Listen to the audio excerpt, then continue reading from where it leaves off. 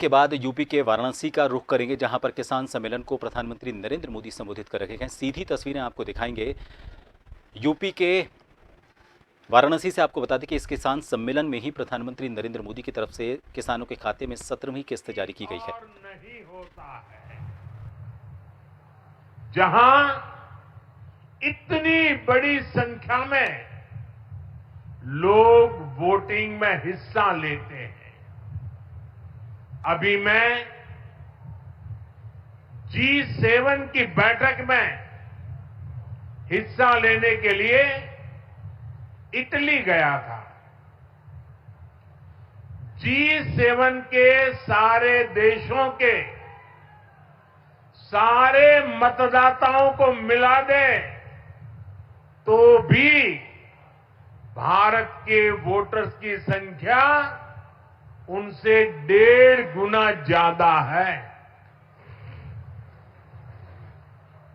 Europe के तमाम देशों को जोड़ दें, यूरोपियन यूनियन के सारे मतदाताओं को जोड़ दें तो भी भारत के वोटर्स की संख्या उनसे 2.5 गुना ज्यादा है।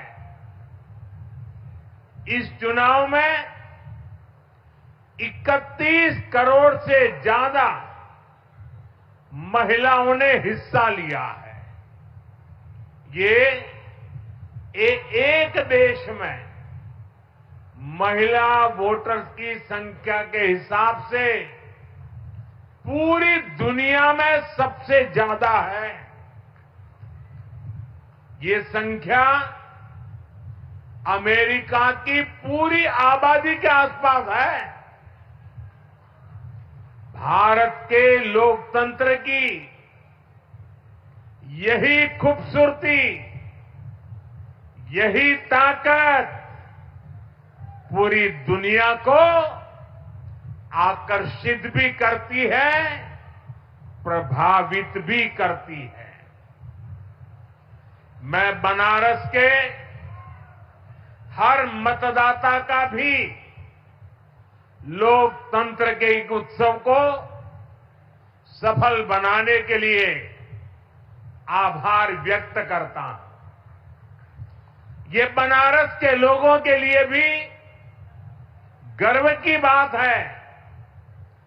काशी के लोगों ने तो सिर्फ एमपी नहीं बल्कि तीसरी बार पीएम भी चुना है। इसलिए आप लोगों को तो डबल बधाई। साथियों, इस चुनाव में देश के लोगों ने जो जनादेश दिया है वो वाकई अभूतपूर्व है। इस जनादेश ने एक नया इतिहास रचा है। दुनिया के लोकतांत्रिक देशों में ऐसा बहुत कम ही देखा गया है कि कोई चुनी हुई सरकार लगातार तीसरी बार वापसी करे। लेकिन इस बार भारत की जनता ने ये भी करके दिखाया है। ऐसा भारत में 60 साल पहले हुआ था। तब से भारत में किसी सरकार ने इस तरह हैट्रिक नहीं लगाई थी। आपने ये सौभाग्य हमें दिया, अपने सेवक मोदी को दिया। भारत जैसे देश में जहां युवा आकांक्षा इतनी बड़ी है, जहां जनता के अथाह सपने हैं, वहां लोग अगर किसी सरकार को 10 साल के काम के बाद फिर सेवा का अवसर देते हैं तो ये बहुत बड़ी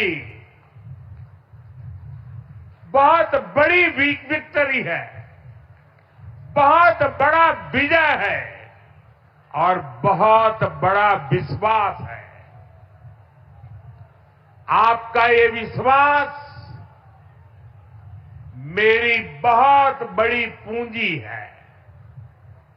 आपका ये विश्वास मुझे लगातार आपकी सेवा के लिए, देश को नई ऊंचाई पर पहुंचाने के लिए कड़ी मेहनत करने की प्रेरणा देता है। मैं दिन रात ऐसे ही मेहनत करूंगा आपके सपनों को पूरा करने के लिए, आपके संकल्पों को पूरा करने के लिए मैं हर प्रयास करूंगा। साथियों, मैंने किसान, नौजवान, नारी शक्ति और गरीब, इन्हें विकसित भारत का मजबूत स्तंभ माना है। अपने तीसरे कार्यकाल की शुरुआत मैंने इन्हीं के सशक्तिकरण से की है। सरकार बनते ही सबसे पहला फैसला किसान और गरीब परिवारों से जुड़ा फैसला लिया गया है। देश भर में गरीब परिवारों के लिए 3 करोड़ नए घर बनाने हो या फिर पीएम किसान सम्मान निधि को आगे बढ़ाना हो, ये फैसले करोड़ों करोड़ों लोगों की मदद करेंगे। आज का ये कार्यक्रम भी विकसित भारत के इसी रास्ते को सशक्त करने वाला है। आज इस खास कार्यक्रम में काशी के साथ साथ काशी से ही देश के गांवों के लोग जुड़े हैं। करोड़ों किसान हमारे साथ जुड़े हुए हैं और ये सारे हमारे किसान माताएं, भाई बहनें आज इस कार्यक्रम की शोभा बढ़ा रहे हैं। मैं अपनी काशी से हिंदुस्तान के कोने कोने में, गांव गांव में आज टेक्नोलॉजी से जुड़े हुए सभी किसान भाई बहनों का, देश के नागरिकों का अभिवादन करता हूं। थोड़ी देर पहले ही देश भर के करोड़ों किसानों के बैंक खाते में पीएम किसान सम्मान निधि के 20,000 करोड़ रुपए पहुंचे हैं। आज 3 करोड़ बहनों को लखपति दीदी बनाने की तरफ भी बहुत बड़ा कदम उठाया गया है। कृषि सखी के रूप में बहनों की नई भूमिका उन्हें सम्मान और आय के नए साधन दोनों सुनिश्चित करेंगे।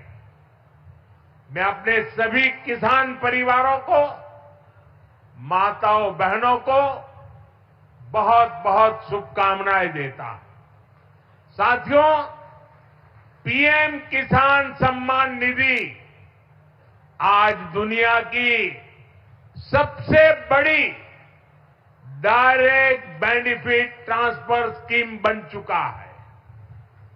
अभी तक देश के करोड़ों किसान परिवारों के बैंक खाते में 3.25 लाख करोड़ रुपए जमा हो चुके हैं।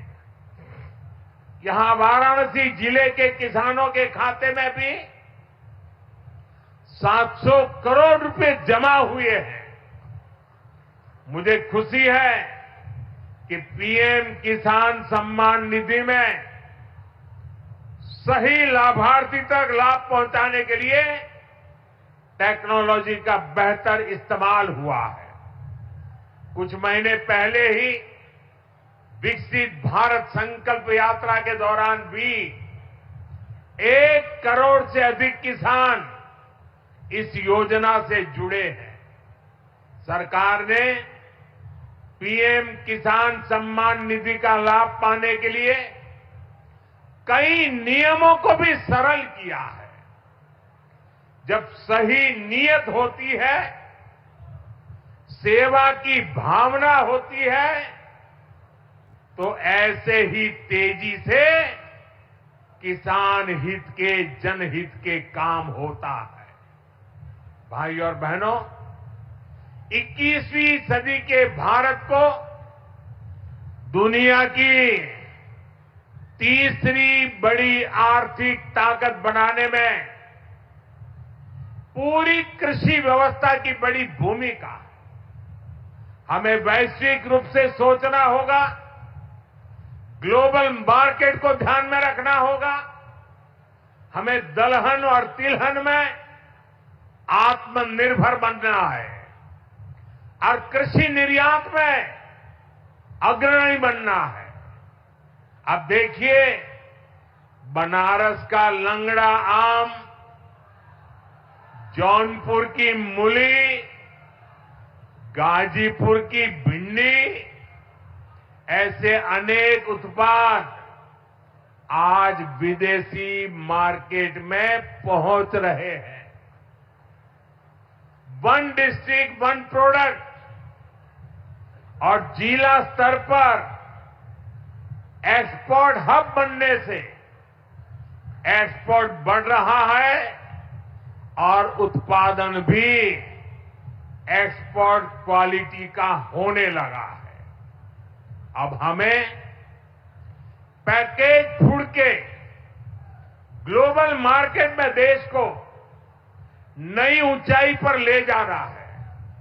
और मेरा तो सपना है कि दुनिया की हर डाइनिंग टेबल पर भारत का कोई न कोई खाद्यान्न या फूड प्रोडक्ट होना ही चाहिए।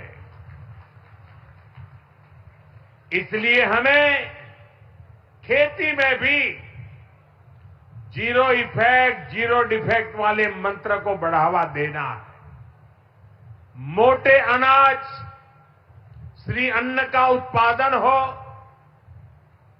औषधीय गुण वाली फसल हो या फिर प्राकृतिक खेती की तरफ बढ़ना हो, पीएम किसान समृद्धि केंद्रों के माध्यम से किसानों के लिए एक बड़ा सपोर्ट सिस्टम विकसित किया जा रहा है। भाई और बहनों, यहां इतनी बड़ी संख्या में हमारी माताएं बहनें उपस्थित हैं। माताओं बहनों के बिना खेती की कल्पना भी असंभव है।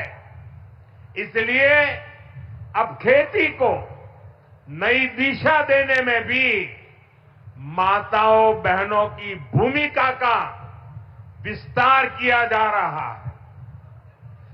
नमो ड्रोन दीदी की तरह ही कृषि सखी कार्यक्रम ऐसा ही एक प्रयास है। हमने आशा कार्यकर्ता के रूप में बहनों का काम देखा है। हमने बैंक सखियों के रूप में डिजिटल इंडिया बनाने में बहनों की भूमिका देखी है। अब हम कृषि सखी के रूप में खेती को नई ताकत मिलते हुए देखेंगे। आज 30,000 से अधिक सहायता समूहों को कृषि सखी के रूप में प्रमाण पत्र दिए गए हैं। अभी 12 राज्यों में ये योजना शुरू हुई है। आने वाले समय में पूरे देश में हजारों समूहों को इससे जोड़ा जाएगा। ये अभियान 3 करोड़ लखपति दीदियां बनाने में भी मदद